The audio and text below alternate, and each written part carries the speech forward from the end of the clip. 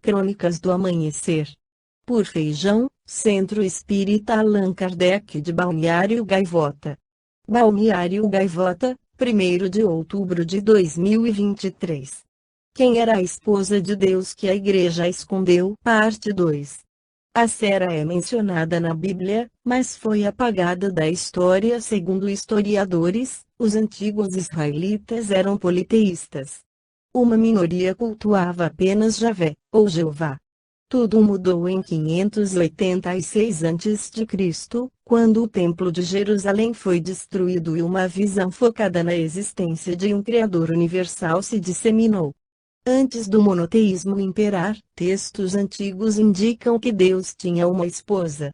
A Será, ou Azerá, parceira de Javé, era apresentada como uma divindade que se sentava ao lado do marido e tinha uma estátua em sua homenagem em um templo em Jerusalém. No livro do profeta Jeremias, Antigo Testamento, há menções a uma rainha dos céus. Especialistas contemporâneos acreditam se tratar, na verdade, de Asera, a esposa de Javé. Na Bíblia hebraica, o nome Asera aparece 40 vezes. Porém, as traduções se referem a Sera como árvore sagrada, árvore da vida ou bosque. De acordo com estudiosos, as referências foram criadas para esconder a existência da mulher de Deus. A teóloga britânica Francesca Stavrakopoulos, professora na Universidade de Exeter, fez um documentário sobre o tema, exibido pela BBC, no qual apontou a presença da deusa em diversas escrituras e esculturas do mundo antigo.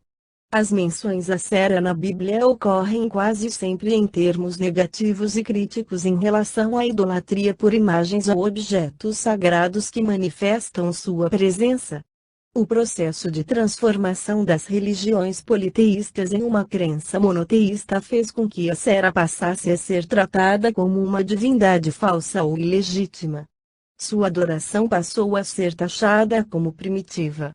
Estudos de gênero ligados às origens das religiões, como as pesquisas de Stavrakopoulos, têm jogado luz sobre mulheres que foram eliminadas dos textos sagrados conduzidos pelo patriarcado. A respeito do politeísmo, Allan Kardec esclarece no Livro dos Espíritos questões 667. Por que razão, não obstante ser falsa, a crença politeísta é uma das mais antigas e espalhadas? A concepção de um Deus único não poderia existir no homem, senão como resultado do desenvolvimento de suas ideias. Incapaz, pela sua ignorância, de conceber um ser imaterial, sem forma determinada, atuando sobre a matéria, conferiu-lhe o homem atributos da natureza corpórea, isto é, uma forma e um aspecto e, desde então, tudo o que parecia ultrapassar os limites da inteligência comum era, para ele, uma divindade. Tudo que não compreendia devia ser obra de uma potência sobrenatural. Daí a crer em tantas potências distintas quantos os efeitos que observava, não havia mais que um passo. Em todos os tempos, porém, houve homens instruídos, que compreenderam ser impossível a existência desses poderes múltiplos a governarem o mundo, sem uma direção superior, e que, em consequência, se elevaram à concepção de um Deus único. 668.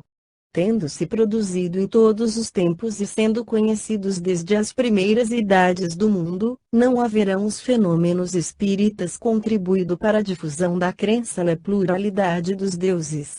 Sem dúvida, porquanto, chamando Deus a tudo o que era sobre-humano, os homens tinham por deuses os espíritos.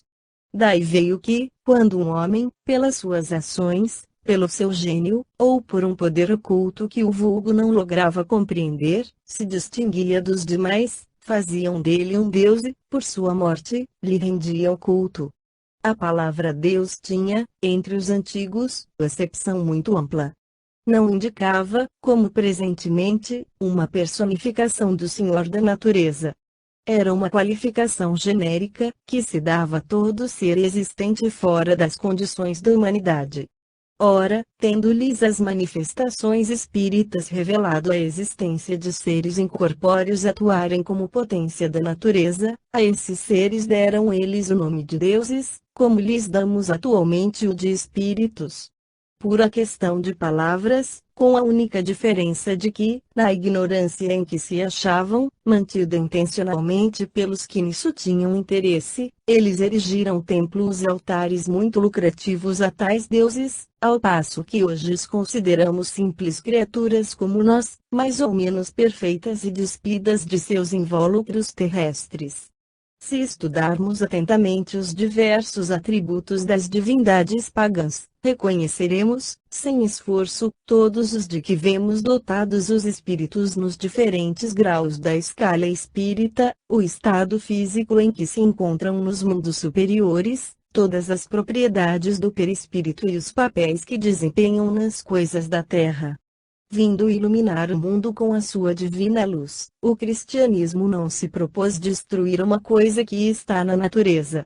Orientou, porém, a adoração para aquele a quem é devida. Quanto aos espíritos, a lembrança deles se ha perpetuado, conforme os povos, sob diversos nomes, e suas manifestações, que nunca deixaram de produzir-se, foram interpretadas de maneiras diferentes e muitas vezes exploradas sob o prestígio do mistério. Enquanto para a religião essas manifestações eram fenômenos miraculosos, para os incrédulos sempre foram embustes.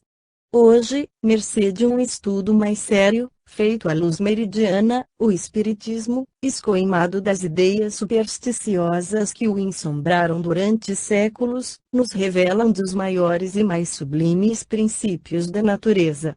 Esta foi a crônica do amanhecer de 1º de outubro de 2023. Por Alfredo Feijão Lopes.